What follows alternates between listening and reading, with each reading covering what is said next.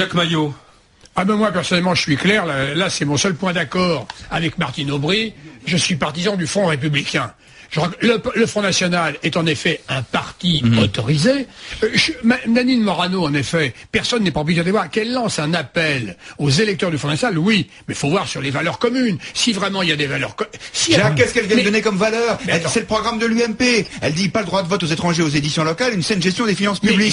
S'il y a des valeurs communes, alors qu'ils engagent un débat et qu'il y a un programme commun, qu'il y ait des accords entre l'UMP et le Front National, que les choses soient vraiment claires. Là, elles sont pas même. Mais non. Ça veut dire quoi les valeurs communes? Les valeurs communes, c'est l'amour de la France. Et ben moi, ça me va d'avoir des valeurs communes avec le Front National. Si c'est pour, je suis d'accord avec toi. C'est parce qu'elle a dit, Guillaume. Je veux dire, de toute façon, ce débat, il est stérile. Moi, c'est Guénaud a dit une fois pour toutes ce qu'il fallait dire.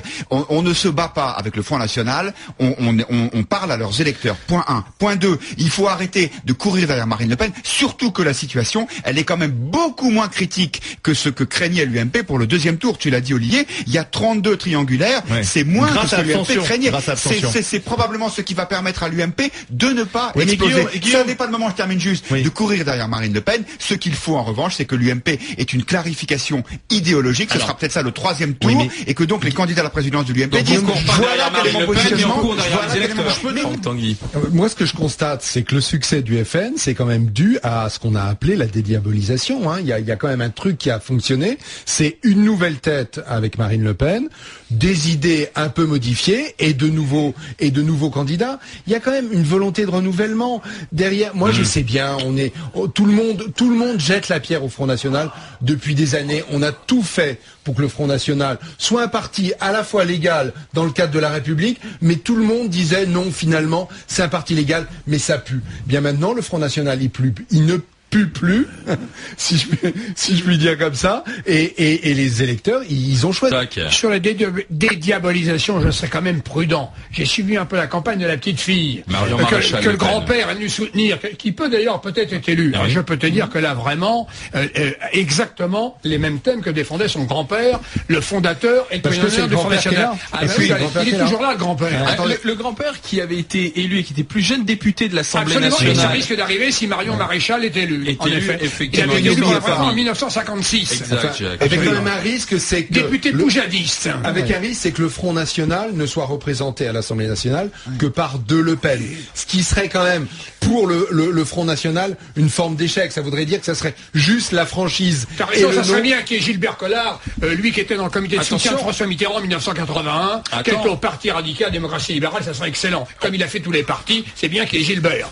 On va voir, parce qu'effectivement, du côté des Beaumont, dont on parlera dans un instant, il faut attendre de savoir ce que va dire Jean-Luc Mélenchon, qui n'a pas encore appelé de manière explicite à voter pour Philippe Kemel et non mais attends, il se retire. Le fait de se retirer, c'est un appel. Il est pas au second tour. Mais il pouvait rester au second. Mais si, il était qualifié pour le deuxième tour. Ah non.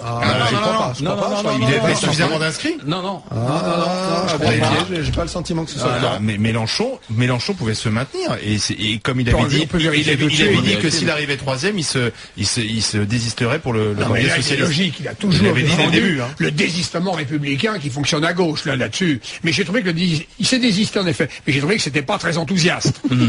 Sur le Front National, j'ai une réaction de Nicolas sur internet rmc.fr qui est Paris 17e et qui me dit c'est vrai que il a fait Marine a fait un très bon score, Gilbert Collard aussi, Marine Le Pen qui a eu l'intelligence, contrairement à Jean-Marie Le Pen, de ne pas écraser son parti par sa personnalité, au contraire d'essayer de faire émerger des personnalités et ainsi peut-être d'avoir des chances d'avoir des députés. Il n'y a pas de culte de la personnalité, c'est le rassemblement bleu marine. C'est vraiment là aussi le culte de la personnalité. C'est une tentative de débaptiser le front, si j'ose dire. Mais Marine Le Pen, elle a quand même... c'est intéressant. Le lapsus est révélateur. Marine Le Pen, elle a quand même pardon. Autant pour moi, je viens de vérifier, Mélenchon a fait certes 21, mais il fait moins que 25. Il est dans le même cas que Karim Zeribi. Oui, parce que c'est l'abstention qui l'élimine, quoi. Oublions pas une chose pour Marine Le Pen, c'est quand même, elle a labouré le terrain localement. Elle s'est présentée localement avant d'être élue. Enfin, en tout cas, d'être qualifiée. Il y a aussi un travail qui est fait par le Front National.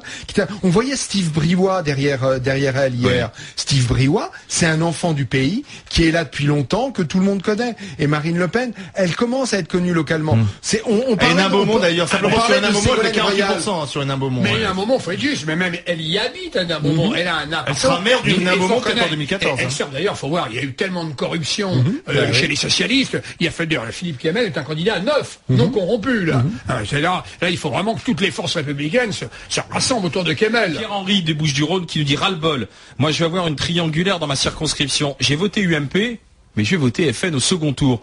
Il faut faire comprendre à l'UMP, à Paris, me dit Pierre-Henri, que nous voulons battre la gauche. Rien ras-le-bol des bobos de gauche, utilise Jouanneau, Le Maire, etc. Le Pen est en train de gagner son pari, attirer l'aile droite de l'UMP. Parce qu'en fait, finalement, ce que l'on ressent, c'est sur le terrain, c'est-à-dire les électeurs pour qui, si tu veux, les états-majors et ce que décident les états-majors n'est pas en phase avec ce qu'eux vivent sur le terrain. Et quand tu es électeur de droite, bah, tu peux être électeur aussi ensuite au second tour du Front National. Ça n'est pas complètement une surprise. On avait effectivement, dans les sondages, demandé aux électeurs UMP s'ils étaient favorables à des alliances avec le Front National, et les électeurs UMP disent globalement oui. Je pense pour autant que ce serait une mauvaise idée, parce que ça ferait fuir irrémédiablement le dernier tiers dont on a besoin pour garder une majorité. Excuse-moi, c'est pas globalement, c'est 2 sur 3. J'ai le sondage devant les yeux. C'est 2 électeurs UMP sur 3, c'est pas globalement, c'est une forte majorité, veulent des accords locaux avec le FN. Donc je te dis qu'il y a un décalage total entre Juppé, Copé